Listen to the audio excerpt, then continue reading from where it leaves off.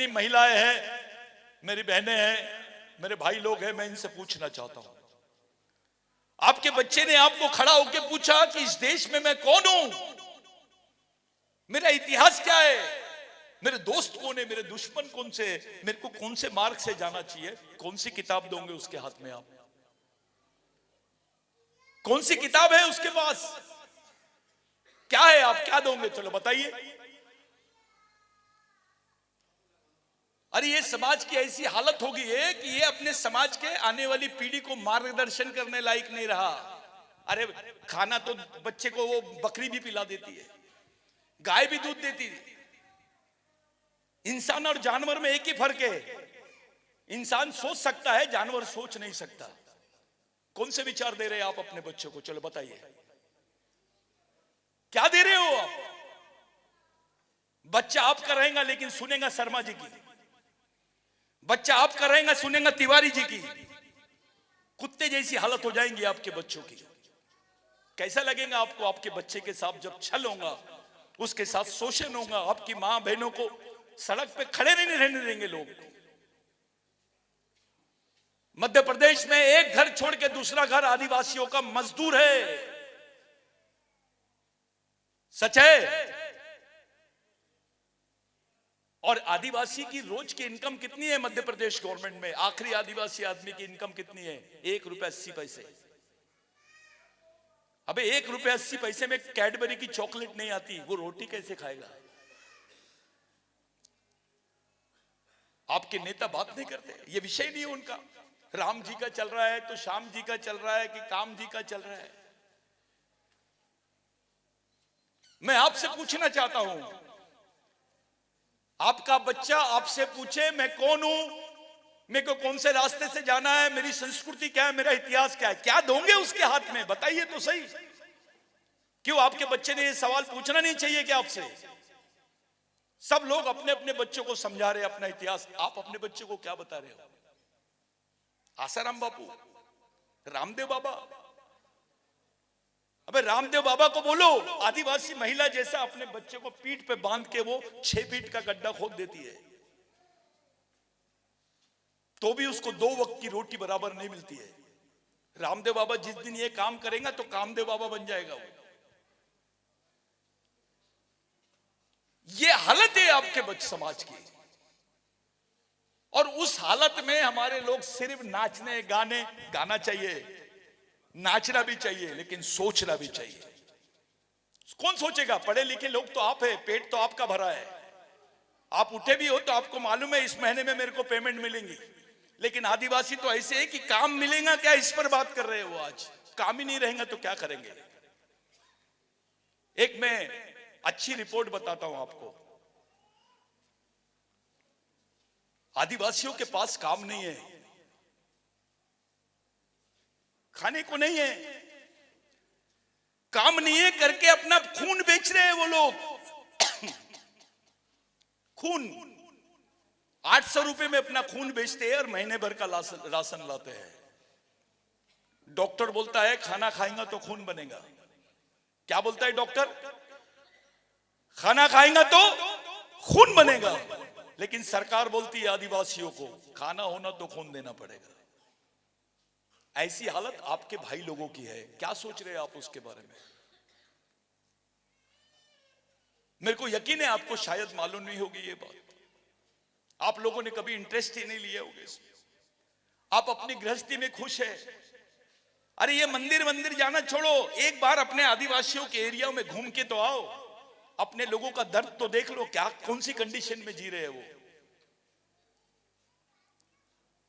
यहां कुत्ता भूख से नहीं मरता है, आदिवासी बच्चा भूख से मरता है। इससे ज्यादा दर्दनाक बातें कुछ नहीं हो सकती है। जिंदा रहने के लिए खून बेचना पड़ता है आपको। उस बिरसा मुंडा को आप लोग आज याद कर रहे हैं साथियों। डॉक्टर बाबा साहब आंबेडकर और महात्मा गांधी जी, ये 2 महापुरुष इस देश के सबसे बड़े महापुरुष हैं। लेकिन ये दोनों महापुरुषों ने बिरसा मुंडा से प्रेरणा ली। ये इतिहास को दबाया गया। डॉक्टर बाबा साहब आंबेडकर महाराष्ट्र की भंडारा से इलेक्शन हार गए थे, वो डॉक्टर बाबा साहब आंबेडकर पहली बार पश्चिम बंगाल से जीत के गए, और वो पश्चिम बंगाल में जिन्होंने डॉक्टर बाबा साहब आंबेडकर को जिताया, वो बिरसा मुंडा को मानने वाले, उसके विचारों पे चलने वाले लोग थे। डॉक्टर बाबा साहब आंबेडकर पश्चिम बंगाल से जीते, संविधान सभा के अध्यक्ष बने और उनको भारत का संविधान बनाने का मौका मिला। अगर बिरसा मुंडा का आंदोलन नहीं होता तो बाबा साहब संविधान नहीं लिखते, संविधान नहीं लिखते तो आपके हिस्से में अधिकार नहीं आते, ये नौकरी नहीं होती। महात्मा गांधी जी, उनका नाम था मोहनदास करमचंद गांधी। ब्रिटेन से आए थे, कांग्रेस का पहला अधिवेशन था। वो अधिवेशन में आदिवासियों ने लिख के रखा था वहां से, महामानव, क्रांति सूर्य, धरती आबा, भगवान बिरसा मुंडा। गांधी जी ने वो गेट देखा, एक आदिवासी को बुलाया, लंगोटी वाले को पूछा ये कितने लोगों के नाम है। वो आदिवासी खड़ा हुआ और बोलता है गांधी जी एक ही आदमी का नाम है। गांधी जी ने पूछा ये कितने साल जिया, तो उसने बताया 24 साल। ये क्या चाहते थे, तो उसने अपनी भाषा में बताया, मोड़ा गाज बोल माउस, हमारे गोंडी में बोलते उसको मावा नाटे मावा राज, हमारे गांव में हमारा राज। जब ये गांधी को पता चला कि ये विचारधारा तो देश को आजादी दिला सकती है, गांधी जी ने कोट टाई उतारा, बिरसा मुंडा की जैसी लंगोटी पहना और इस देश में भारत छोड़ो आंदोलन की नींव रखी। अगर गांधी जी इस देश के राष्ट्रपिता है तो बिरसा मुंडा तो आजा होना चाहिए, क्योंकि वो आदिवासी है, उस पर कोई बात नहीं करता। आपके इतिहास को आप तक पहुंचने नहीं दिया गया। मेरे को यकीन है 150 साल के बाद में आप लोग सुन रहे होंगे बिरसा मुंडा क्या है।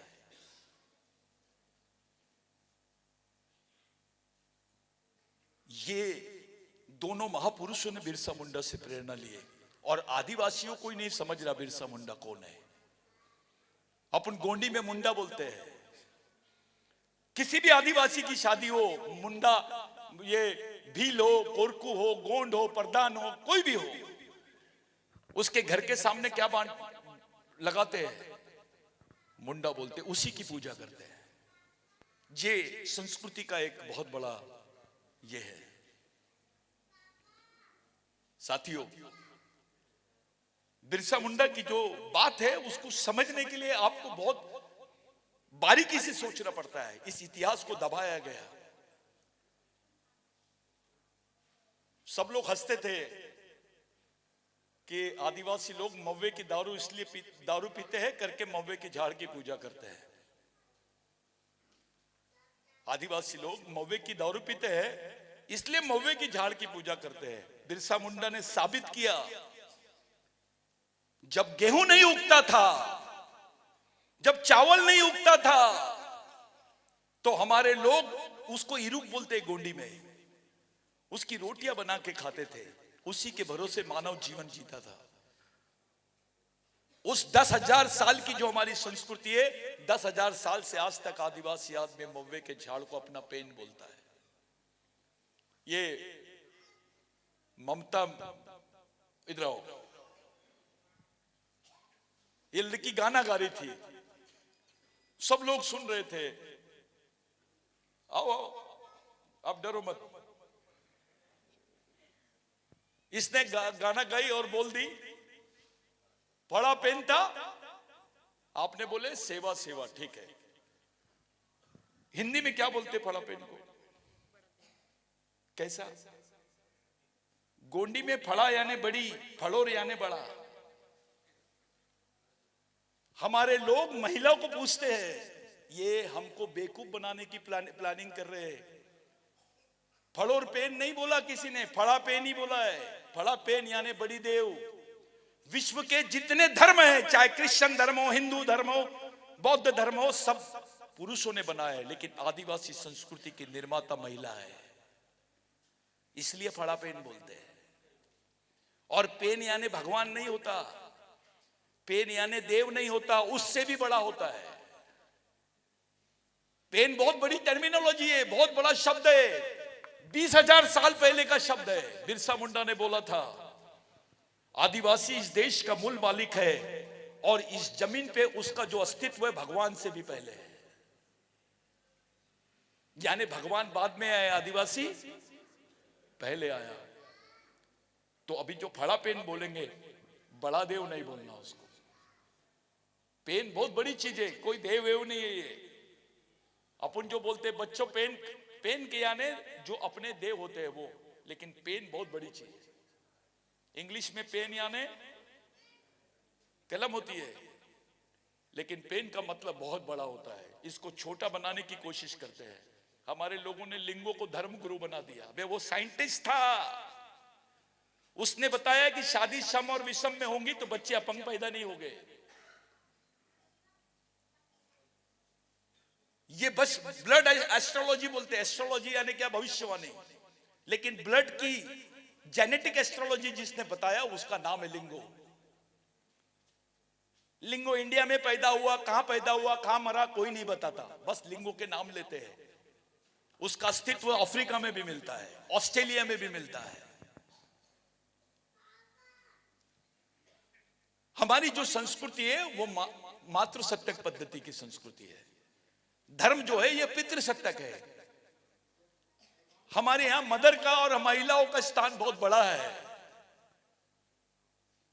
उसका भगवान से भी बड़ा स्थान है। और जिनका स्थान भगवान से बड़ा है